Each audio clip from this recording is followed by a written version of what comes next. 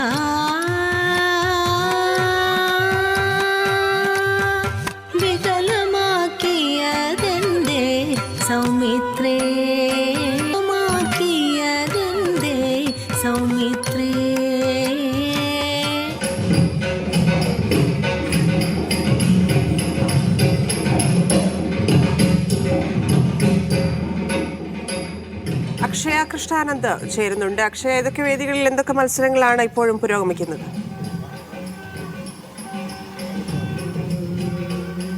വേദി 1-ലും 2-ലുമാണ് ഇപ്പോൾ പ്രധാനമായിട്ടുള്ള മത്സരങ്ങളെല്ലാം തന്നെ നടക്കുന്നത്. വേദി 1-ൽ മോഹിനിയാട്ട മത്സരത്തിന് ശേഷം സംഘനൃത്ത മത്സരമാണ്. ഹൈസ്കൂൾ വിഭാഗം പെൺകുട്ടികളുടെ സംഘനൃത്ത മത്സരമാണ്.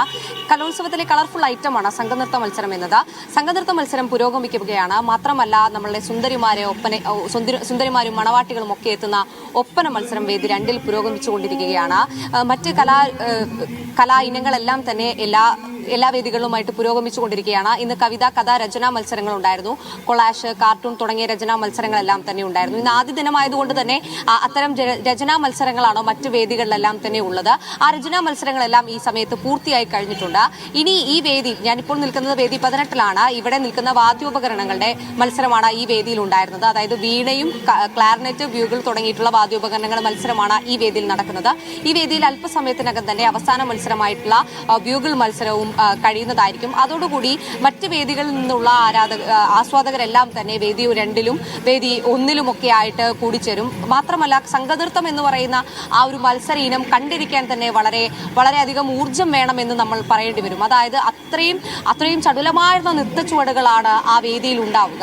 അപ്പോൾ ആ സ്വാഭാവികമായിട്ടും അത് ആസ്വദിക്കാനാണ് ഒരു ഭൂരിഭാഗം വരുന്ന ജനങ്ങളും ആ ഒരു വേദിയിലേക്ക് എത്തുന്നത്. സ്വാഭാവികമായിട്ടും തേക്കിൻകാട് മൈതാനിയിലാണ് ഈ ഒരു മത്സരം നടക്കുന്നത്. അപ്പോൾ അതിന്റെ ഒരു ഊർജം കൂടി ഉണ്ടാകും. 26 വർഷങ്ങൾക്ക് ശേഷം കപ്പുയർത്തിയതാണ് തൃശ്ശൂര് കഴിഞ്ഞ വർഷം. അപ്പോൾ അതിന്റെ ആ ഒരു ഊർജം കൂടി തൃശ്ശൂരുകാർക്കുണ്ടാവും.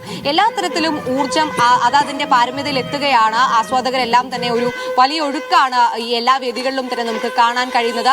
എന്തായാലും നാളെയും മത്സരങ്ങളെല്ലാം തന്നെയുണ്ട്. നാളെയാണ് തിരുവാതിരക്കളിയുള്ളത്, വട്ടപ്പാട്ടുണ്ട്, അതുപോലെ തന്നെ ദഫ്മുട്ടുണ്ട്. പിന്നെ എടുത്തു പറയേണ്ട ഒരു ഐറ്റം എന്ന് പറയുന്നത് നാടകമാണ്. ഹൈസ്കൂൾ വിഭാഗം വിദ്യാർത്ഥികളുടെ നാടക മത്സരം നാളെയാണ് നടക്കുന്നത്. നാളെ രാവിലെ മുതൽ എന്തായാലും അരങ്ങുണരും. ആ ഒരു വേദിക്ക് വേണ്ടിയിട്ടായിരിക്കും എല്ലാവരും കാത്തിരിക്കുന്നത്. കാരണം നമുക്കറിയാം, ഒട്ടനവധി വിവാദങ്ങളും അതുപോലെ തന്നെ ഒട്ടനവധി രാഷ്ട്രീയ ചർച്ചകളും നടക്കുന്ന സ്ഥലങ്ങളാണ് നാടകം എന്ന് പറയുന്നത്. അത്തരത്തിൽ എന്തായാലും കലോത്സവ പൂരം കളറായിട്ടുണ്ട്. ധന്യ.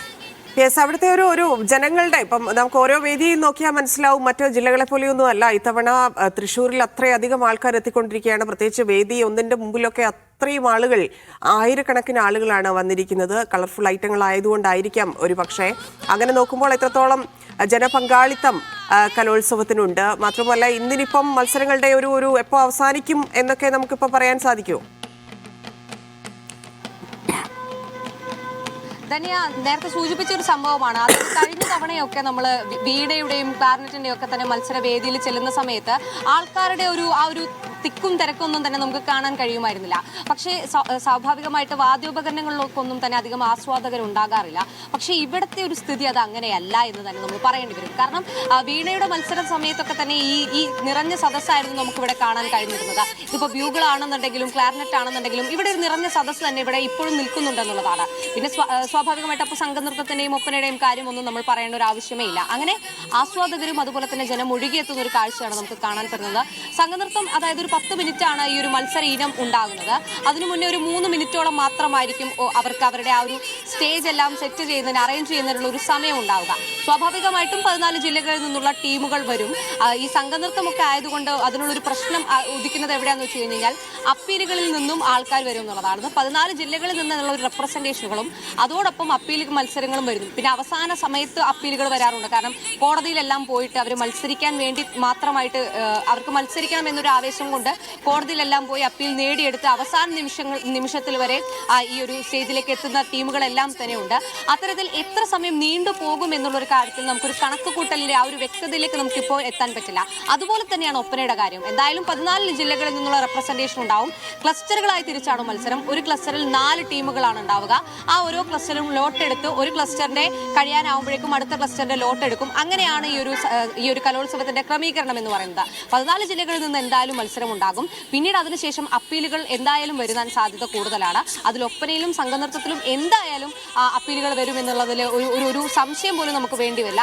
അത്തരത്തിൽ എപ്പോഴാണ് മത്സരങ്ങൾ അവസാനിക്കുക എന്ന് പറയുന്നതിൽ നമുക്കൊരു വ്യക്തത ഇപ്പോൾ പറയാൻ കഴിയില്ല. ശരി അക്ഷയ്.